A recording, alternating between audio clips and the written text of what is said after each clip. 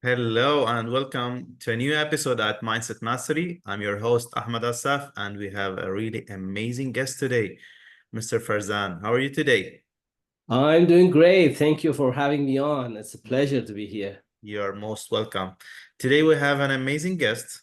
He started his self-discovery journey early on age 13. So there's three types of people. People make things happen, and people watch things happen, and people they wonder what's happening. And you're one from the people make things happen, and you started the self-discovery. Could you tell us a little bit about that story? Sure. So I was about 12, 13 years old. And what happened was I wasn't satisfied with whatever I was receiving from my teachers and everybody, my parents, about the meaning of life, about the source of joy and wisdom, and about the ultimate truth. Mhm. And so I wanted to find those answers myself because I couldn't get the answer from others. So that is just that process started my quest for truth. So I was a truth seeker from that age of 12 or 12, 13 years old. Mhm. So through that journey till now, you passed through let's say, lots of changes and lots of shifts in your life.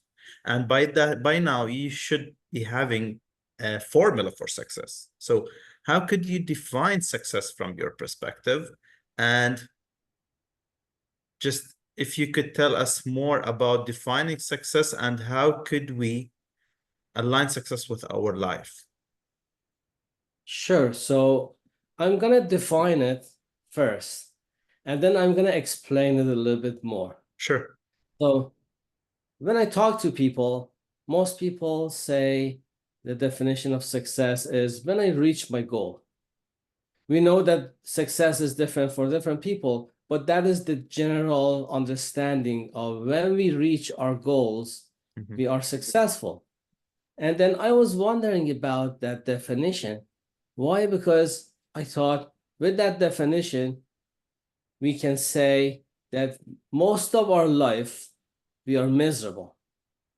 Only those momentary moments that passes very fast that we are on top of the podium, we call themselves successful. So with that definition, we are living a miserable life. So I was thinking about it and I came up with this Mhm. definition. Yes. So when I move towards a worthy goal Mhm. with joy and ease, it means that I am successful. So it is not reaching my goal, it is moving towards my worthy goal. So with that change of definition, I was able to change my perspective towards my life. Why? Because with that definition, I would say that I'm successful most of the time. Why? Because as long as I'm moving towards a worthy goal, I consider myself as a successful person. So I can be living in that success most of the time. So with the changing the definition, I could change my life basically. Amazing. And this is including the failure because as soon as you're still trying, that's part of the success. Exactly. So we can change the definition of failure too. So we have the labels. We have the Mhm. labels for everything. So we try something and then we fail. We call it the failure. But what about changing that label to feedback? So it means that when we are not achieving something, it is teaching us something. So we can use it for the next step, just like a child. When a child wants to start to walk, a toddler wants to learn to walk. Mhm. He is or she is crawling and try to just stand up and falls down. So if that child consider that as a failure, it affects his ability to just continue. But what it does, that the child consider that as a feedback. How many times a child falls down before he is able to walk? How many times do you think? Millions. Thousands of times, Yeah. but the child is not getting that impression that it's a failure, it's a total failure, I cannot do it and stuff. It is not like that. The child is considering that as a feedback loop. So every time he is learning something until one day he can walk. It might be as simple as that, but we just put the labels on things and make them big. We mentalize them, we try a couple of times, we don't get the results that we want, and then we give up. So it doesn't make any sense. We can change the label from failure to feedback, and it changes the whole perspective. This is really an amazing lesson from our children that we never give up. Just take the feedback and move forward. And here you said about the success is toward an worthy ideal goal. Like this goal that we set, it should be worthy and it should be ideal. It should be an idea that we fell in love with it. Otherwise, maybe with the middle of the road, if we have the why not stronger than the why of why we are doing it, this will be a setback for us, right? Exactly. So what is a worthy goal? Yes. So we have to know what the worthy goal is. So the worthy goal is not something that society gives us. Why? Because we have a lot of programmings from the society. We have enough programmings, From childhood, we are open to whatever idea that life gives us. And then we are open, so we absorb them and we go through life. And the situation that we are in is based on the programming that we have, because we are like a robot, we are like a zombie, something like that. We are on the automatic mode most of the time. When you want to learn something new, at first there is a challenge. For example, when you want to learn to drive, you have to just focus on several things at the same time, on the road, on the changing the gear, on pushing the gas and brake or something like that, watching everything. So it is a complicated process. But after a while, you learn that skill, then it becomes part of your subconscious mind, and then you do it automatically. You don't even think about it. So that's why the scientists has tested and found that when you do something on a conscious level, for every second, there are 20 to 40 neurons that are fired in your brain. When you're doing something on a subconscious level, what happens is that for every second, 20 million to 40 million neurons are fired in your brain. So the subconscious mind's the speed of operation is 1,000,000 times more than our conscious decisions.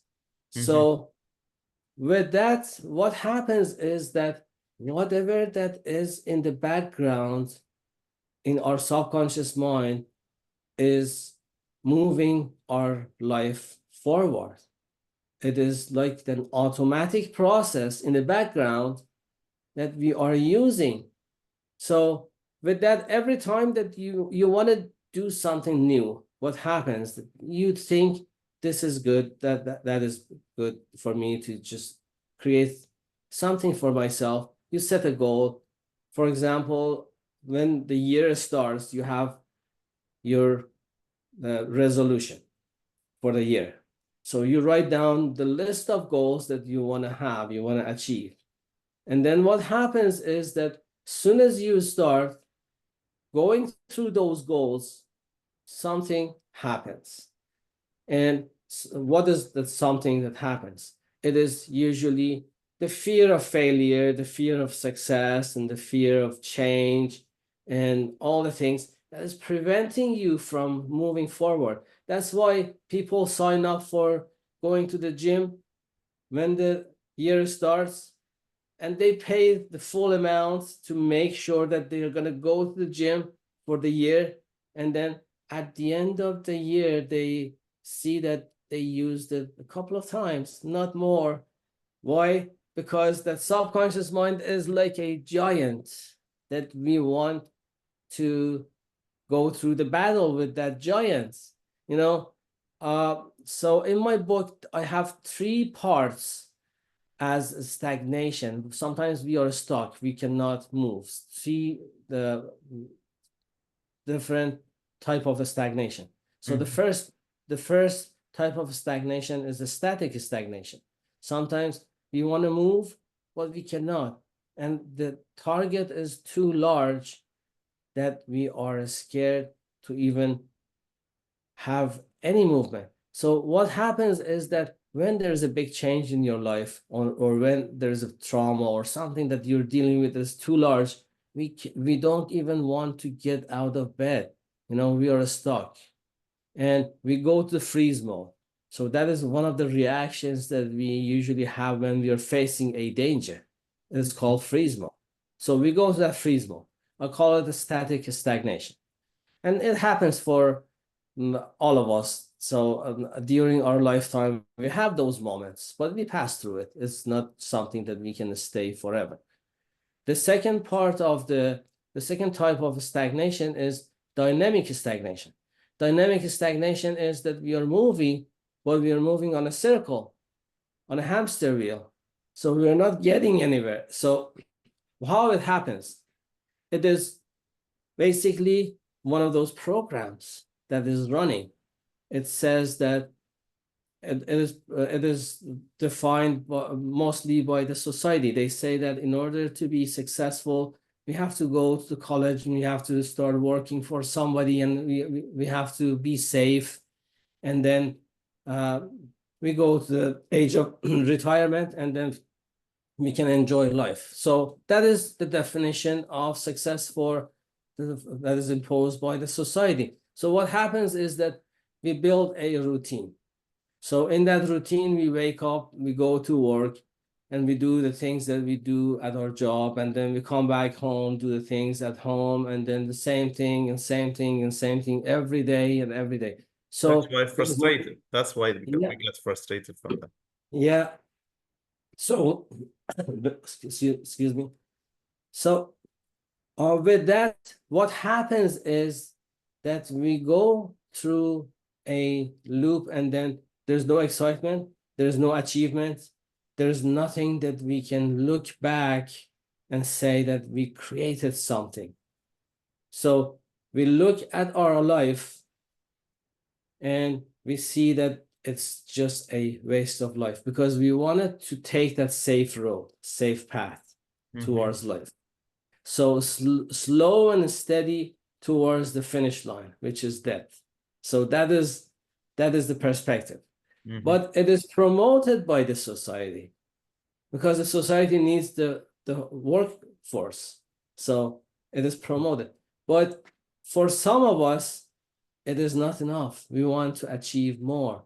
We want to build something. We want to leave a legacy. We want to have that impact on ourselves and others.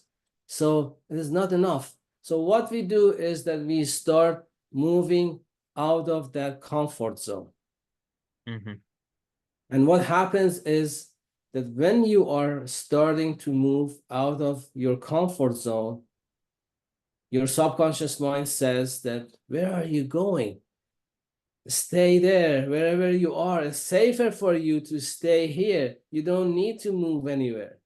So it is blocking us from moving forward. That's why moving forward sometimes can be tricky. So we have to know how to deal with that. There are 2 approaches towards that, and we can discuss that later. Sure, During our let's go deeper with overcoming those stagnations, because now they're listening to us, and okay, I have maybe I'm in a fixed stagnation, or I'm in a dynamic stagnation, or I'm in inner stagnation. So now I want to know how to overcome that. Okay, I identified the problem, but I want Mhm. a solution. Yeah, sure. So let's see what the solution is. Sure. So so sometimes we try to just go out of that swamp, I call, because it's like a swamp. When you're not moving, it means that you're moving backwards. So you're getting eaten alive by life, because life is moving slowly to forward. And if I'm standing still, it means that I'm moving backwards compared to life. Yes. So we want to get out of that swamp. So what are the choices?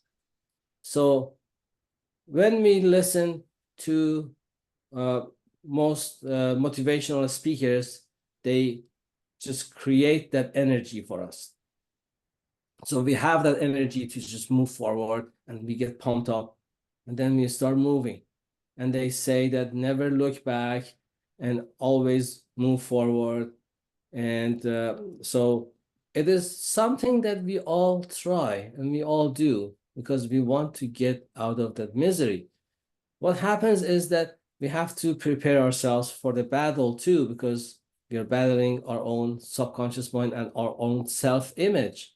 Mm-hmm. And because that self-image has brought us up to this point, the programming that we had before has brought us up to this point. So we want to change the direction of that. So it's like a train. A train is moving south, and I'm in the train, and I decide to move north. And I'm still in the train. I start moving north, but I'm going to end up south because the train is moving south.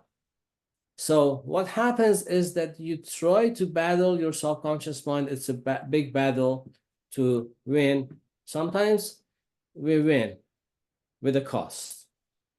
Why? Because some in yeah, I give you an example. I see a lot of successful people nowadays, Mm-hmm. and then I have noticed that many of them have health issues. And when I dig down, I noticed that they went through a lot of stress and anxiety to build up that business, to be successful, to be on top.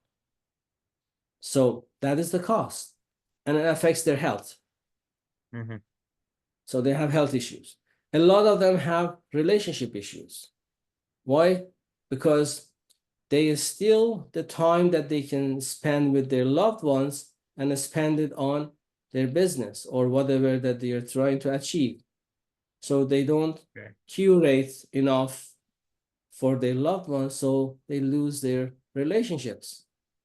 And a lot of them have even more problem. They go to the top with the mindset that when I'm on the top, I'm gonna be happy, because they started to build and moving forward with that idea that I'm not happy, but when I'm going to the top, standing up there on the mountain of success, I'm gonna be happy. But they stand in there and they are not happy. And so what happens is that with that perspective, it gives us somehow feeling cheated by life, because life promised us to be happy when we get there, but we are there, but still we're not happy inside. That's a So very what dangerous happens? point. Yeah, that is dynamic. That is the last type of stagnation that I'm talking about, which is inner stagnation. Mm-hmm. So so there are three types of stagnation: static, dynamic, and inner stagnation. So that was one of the ways that we could move forward out of the comfort zone with battle with our inner resistance. So what happens is that most people think there is no other way, because that is what we have available. So with that, we can be a warrior. We become a warrior and we go through life with a warrior mindset. And then what happens is that with type of mindset, in the battle, we get those scratches. And so we become a wounded warrior. Even if we win the battle, at the end, we don't even have energy to celebrate our success. You know, it is not a good feeling to have. So, and for most of us, there's no other way. And some people think of other ways too.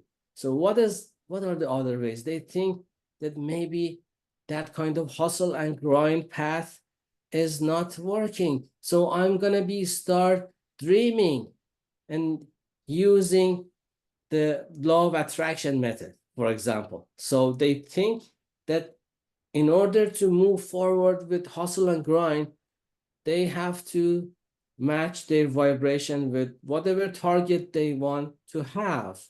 So what happens is that it lacks enough action to move forward.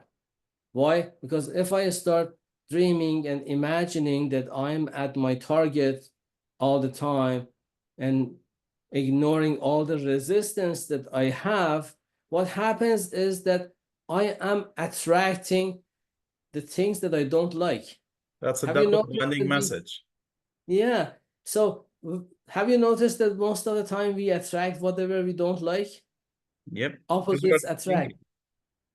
Whatever you hate, you attract. Whatever you don't like, you attract. So why? The reason is that they are ignoring something big. The blockages that we have inside. We have to work on that first. It doesn't make sense if I start pushing the gas pedal if I'm still pushing the brake at the same time. So if we can give practical steps for the audience Sure. now, so they could take and start finding their blocks inside of them, and which is holding them back from achieving success. So what would be your process to do that?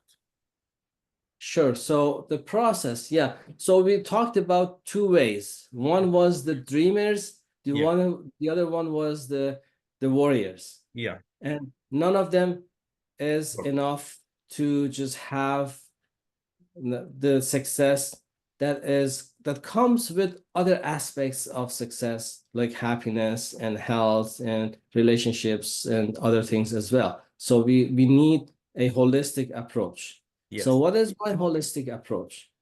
I just came up with that procedure, which is a 10-step process. In my book I talk about that 10 step.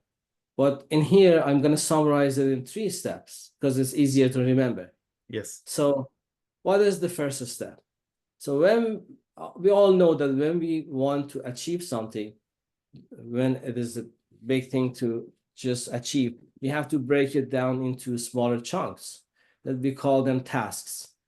Even for the projects, you're familiar with building a large building or something like that. It goes through different stages, it goes through different phases, and then different trades are working in there at the same time. So there are different tasks. Some of them are critical tasks. So we have to break them down into smaller chunks to achieve something. And we all know that. And sometimes we do.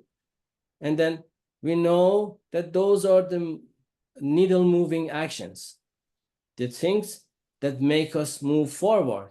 If I stay in my car, it's in neutral, and I push the gas pedal, I'm not gonna get anywhere. But when I change the gear, then I'm gonna be moving, and as I'm moving, I see the needle is moving on the speedometer, so I know that I'm moving towards something. So we need to find those needle moving actions towards our goal, those tasks. But the problem is that they're called tasks, and that creates resistance because we don't like to do tasks. Our subconscious mind is preventing us to do those tasks. because sometimes even the fear of success is bigger than fear of failure. That's why people win lotteries and some of them file bankruptcy after a while because it doesn't match with their self-image. The fear of success comes and then they do stupid things to lose all the money and they file bankruptcy to go to the level that they were before. So it is big. So the fear of success and fear of failure. So it is called task. It creates resistance. What about changing the label? We just change the label and we call them games. Nice. Have you noticed that every child loves to play games and it is infused in us to have that joy? You know, I bought a PS5 for my son a couple of years ago and he received that PS5. There was a game in it and then he started playing that game. It took him 2 days to finish that game without eating, without sleeping, without doing anything else. He was playing until he finished. So games are like that. We are love playing games. So it is programmed within us. So we're going to use that program. So we call them games instead of calling them tasks. So we have a bunch of games to play. And we even can pick some name for the games as well. So what happens is that the 3-step starts after that. The first step is before you go to bed. What happens when we want to sleep? We usually have all those worries, all those fears, all those things that failures that we had during the day, and we review them, the things that we didn't do.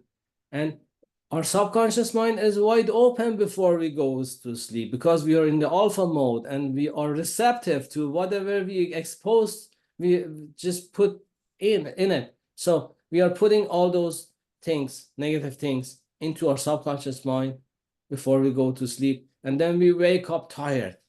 Why? We didn't do anything, but we are tired because of all those things that we put in our subconscious mind the night before. So we are going to change that process. What we are going to be doing is the first thing that we are going to be doing, I call that the step game plan. So what is game plan? Before you go to sleep, you just think about the games that you want to play the next day. Those needle moving actions that are called games. So you think about those and review them and decide which one you want to play for tomorrow. And then you sleep with that idea that you're going to be playing and you're excited about playing the next day.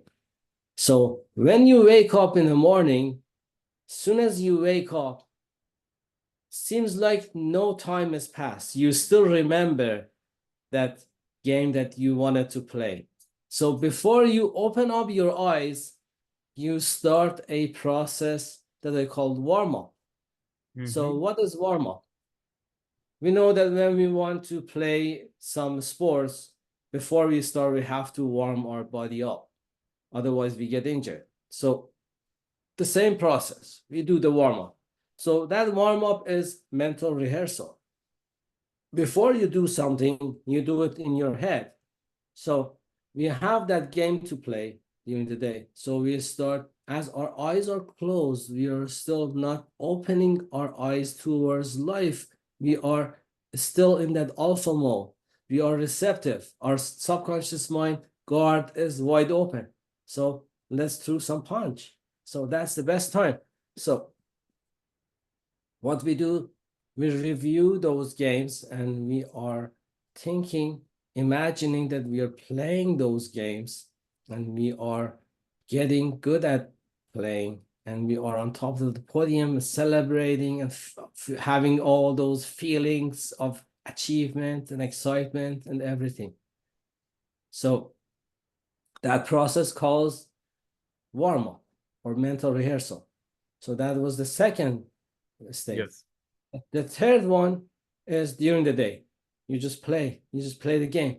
Why? Because You programmed it into your subconscious mind 2 times, one before you go to sleep, and the second time right after you wake up. So you automatically start playing and enjoying the game, and you can adjust it the day after if you feel that one of the games were too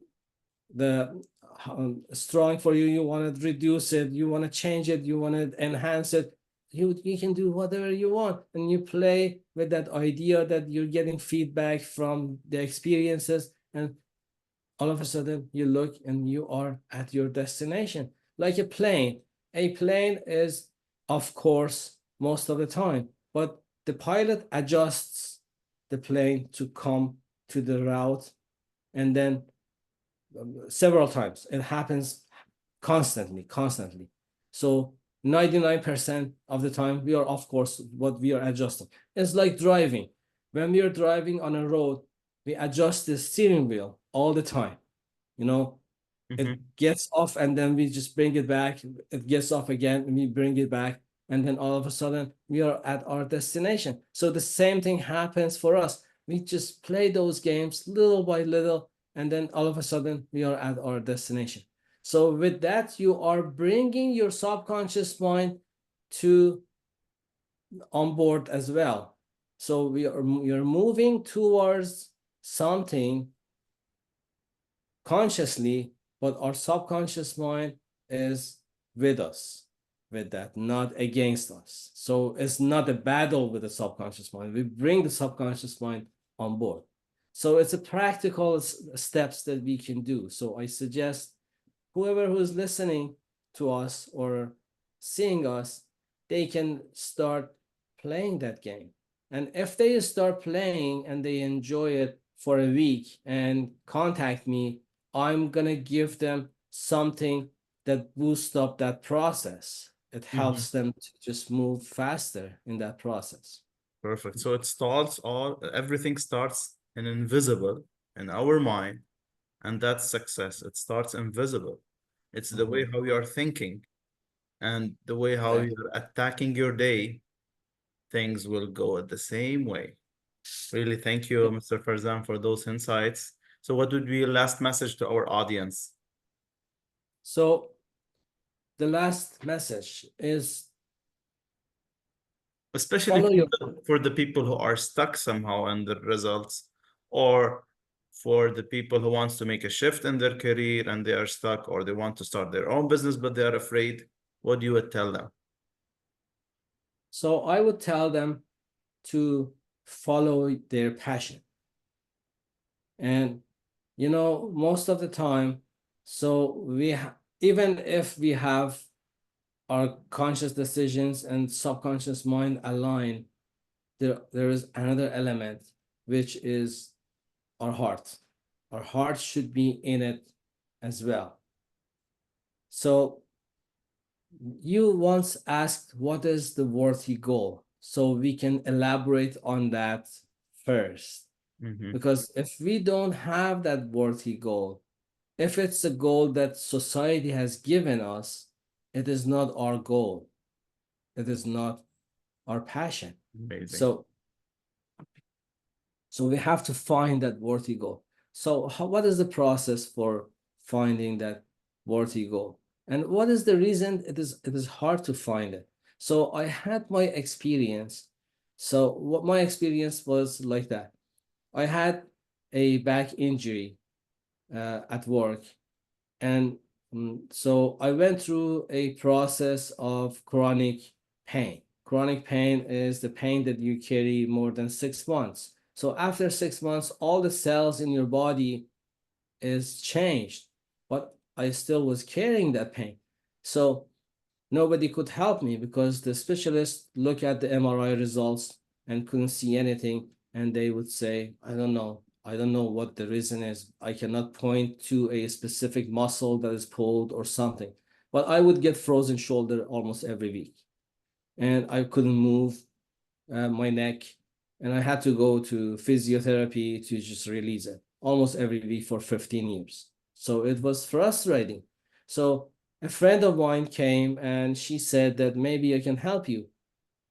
I was suspicious at first, because she was not a specialist, but she says that I'm going to give you a couple of phone calls and we go from there. She called me a couple of times and she released the trapped emotions that I was carrying at the time of the accident. What is trapped emotion? Sometimes we go through an emotional challenge, and then what happens is that we get stuck in there. For example, you are driving back home from work and somebody cut you off in the traffic and you start swearing and getting mad. And then you go home and talk to the other people at home about the crazy drivers on the road and those kind of things. We mentalize those moments. We have something called prefrontal cortex, which is separating us from animals. But with that, we mentalize things. So we start thinking, getting stuck. So that process of getting mad can be processed easily, but we just continue thinking about it. And what happens is that it gets stuck in our body. Our subconscious mind says that I'm not going to process it fully. I'm going to leave it somewhere and deal with it later. So we get the energy of anger trapped in our body. It is called trapped emotions. And so we have, during our lifetime, we have many experiences like that.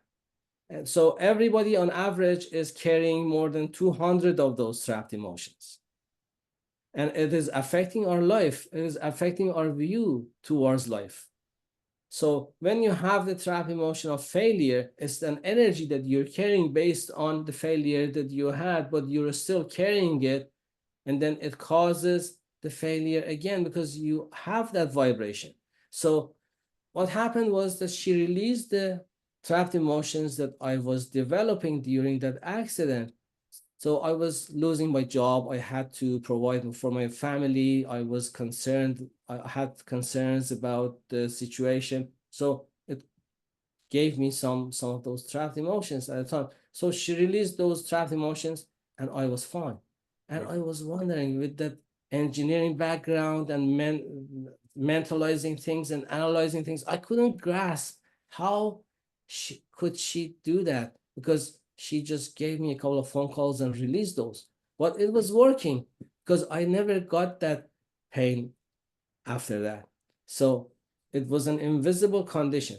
And she gave me something else too. She just released my heart wall, dismantled my heart wall. So what is heart wall? Heart wall is something that we develop around our heart energetically to protect our heart, because heart is a sensitive organ.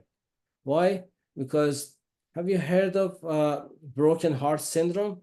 Some people go to the hospital, they say that we have heart attack. The symptoms are exactly the same as the heart attack. So they go to the hospital, they get examined, and the hospital, the doctors say that it is not heart attack, it is broken heart syndrome. It is actually something that exists. And then a scientist, a few years back, a Japanese scientist noticed that there are lines on our heart, just the same lines that we get when we have a broken bone. On the X-ray, we see those lines. So there are lines on our heart. Those are the marks of the broken heart. So our heart is very sensitive. We have to protect it. And our heart, electromagnetic field that is around the heart is several times more than electromagnetic field that is around our brain.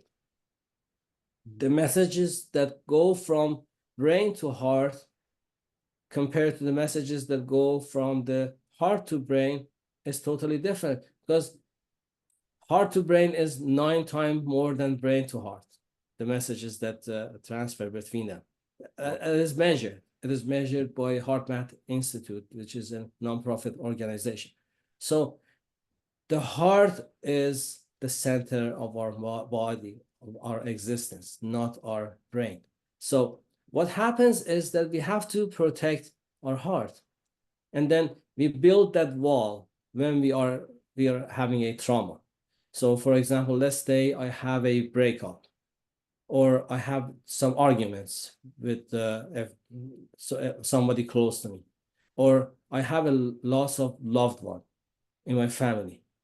and going through a process of grief. So I have to protect my heart. I built subconsciously a wall around my heart. What do I use for that? I use trapped emotions that is existing in my body. I said 200, more than 200 trapped emotions are available. So our subconscious mind grabs some of those trapped emotions and build a shield around our heart. And then what happens is that during that time, it is protecting me. But what about after that is over? It's like living in a bomb shelter 10 years after the war is over. And we are still living in that bomb shelter. The feeling is exactly like that. So when she released my heart wall, it was like going out of jail and facing life again. So it starts to shift your life. You have access to the things that are in our life, our heart. So what are the things that are in our heart? There are two main things. One is joy. Happiness needs outer circumstances, but joy comes from heart, and it is accessible all the time if we don't have those blocks. So we can be joyful in any moment. It doesn't matter what it is when we have access to that. The second thing is wisdom. What is wisdom? Everyone is one idea away from being a multi-millionaire or something like that. Because if you receive an idea, original idea, from inside and act on it, you can be on top of your game. What doesn't matter which game you're playing in Yes. life, you can be on top of your game. All the big achievements by people have created like that. They have some kind of inspiration, they have some kind of download that they receive. But the source of wisdom is within our heart. When we have those blockages, what happens is that it limits our access to that great resource that we all carry, which is not outside, it's inside. So when she removed my heart, my life started to shift. Everything is And within us. everything is started to shift. And then she said that you have the talent to do the same thing for other people as well. That's why it changed my life. I went through the certification under Dr. Bradley Nelson and became an emotion code practitioner. And I developed some other stuff as well along the way, my own modality, which is called joyful fixed quantum healing. I added something to that. And then I started working on people. And that's why I see miracles every day happen for people. Amazing. When I work on them, I see the miracles just in front of my eyes, how their life changes, you know? Amazing. And so when you have those blockages, it's hard to find things that is coming from your heart. So when we don't have those, we know what we are looking for in life, our Amazing. life purpose and everything. So when you're moving your conscious mind, your subconscious mind, your heart, and your inspired actions, they are all aligned with each other. So they're aligning with each other. It means that we are moving in an enjoyable way. That is why some people say for success and so on, they say that you have to enjoy the journey, not just the destination. But they don't give you the clue how you can enjoy the journey. When we are battling, there is no enjoyment. But when we are all on board, all aspects of our existence is on board, then we can enjoy the journey. Thank you, Mr. Farzan. This is for the amazing insights, for the instructions, or for the practical steps to move forward in life. And as you know, all scientists and theology disagreed on lots of topics, but they agreed on one thing, that we become what we think about all day long. So just, I will tell to the audience, be aware of what you are thinking, because it will affect all your results, all your life. Thank you. And you are most welcome to Mindset Mastery. Thank you. Thank you very much for inviting me. Bye bye.